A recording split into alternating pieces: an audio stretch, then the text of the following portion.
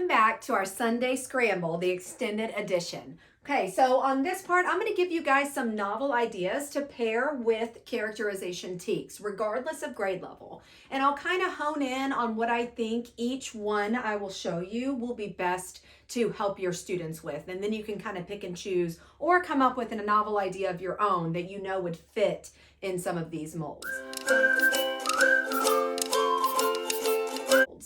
So to start with, one of my favorite books to use for really any of the state standards that we have to cover as English teachers, maybe because I just like this book, is Dr. Seuss's book, The Sneetches, okay? I love this story. There's a lot in there with message, but there is a ton about characterization, especially character foiling, okay? It's about two different types of groups of Sneetches, right? So they're able to look at the differences between them up against each other. So I really think that this one's great to focus in on the theme. So you can even bring this in junior and senior level and show your students something fun, something low risk. It's a kid's book. They can find it in this. They understand and see what an author does in this. Then they can go put it in that complex literature or create a character of their own based off of it.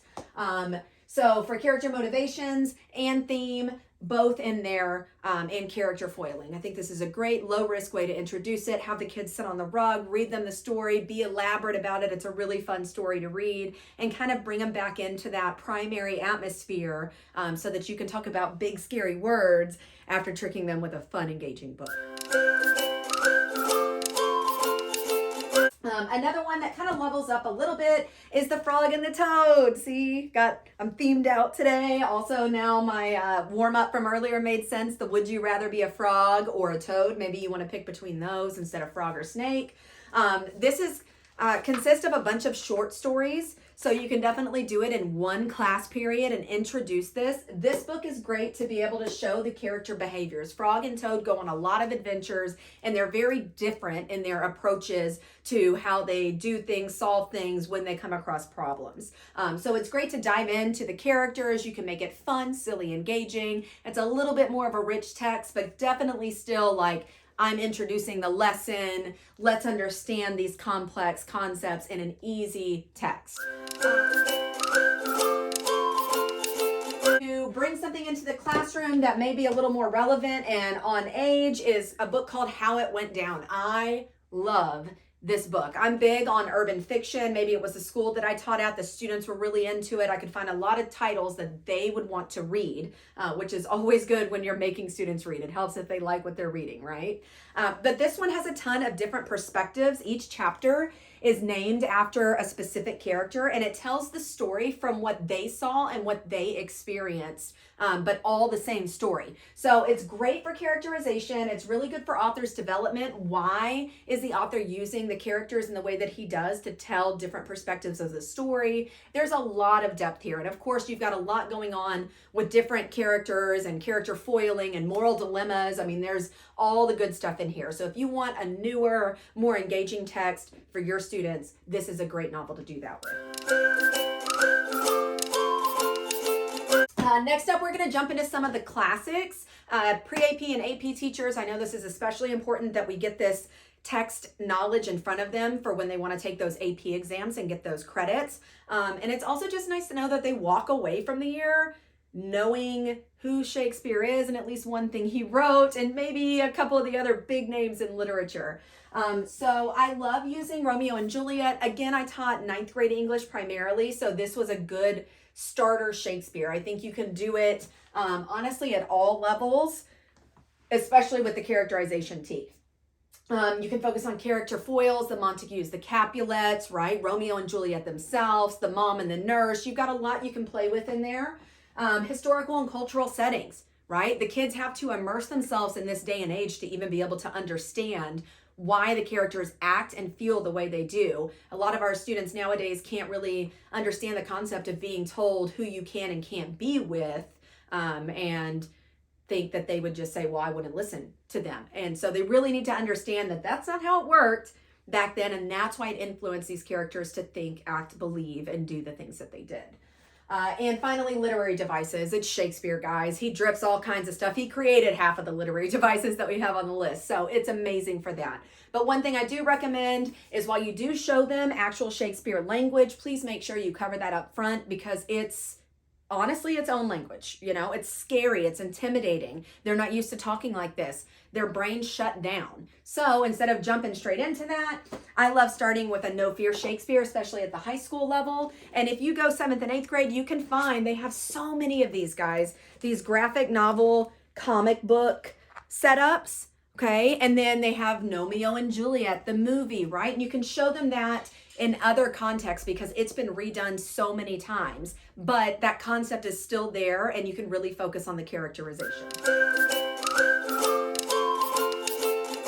And finally, for characterization in classic novels, the Odyssey. Okay, it is the best one. I saw the word archetypes on 10th grade and I was like, you got to do the Odyssey. It's the best one to do archetypes with. Okay, but again, with Romeo and Juliet, you don't want to give them this big, huge book with all the stories and say, read it in order, even though Homer didn't even tell it in order and you got to jump around. It's super confusing. So as they get older and those higher grades where you're doing archetypes and stuff, of course, give them this rich language. Make sure they focus on the historical settings and events, but don't scare them away.